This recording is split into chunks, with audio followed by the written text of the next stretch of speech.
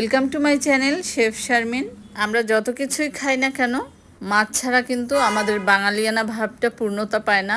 তো খুবই মজার একটি মাছ নিয়ে চলে আসলাম, বেলে মাছ বা বাইলে মাছ যেটাই বলেন।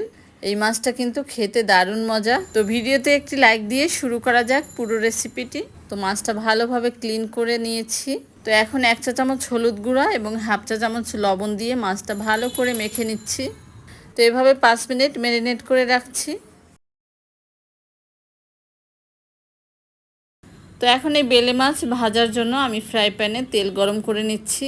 তো আমি যেহেতু সব রান্নাতেই সরিষার তেলটা ইউজ করি, তাই সরিষার তেল দিয়েই রান্না করছি। আপনারা রান্নার যে কোনো তেল ইউজ করতে পারেন। তো এখন মাছগুলো ভালোভাবে ভেজে নিচ্ছি।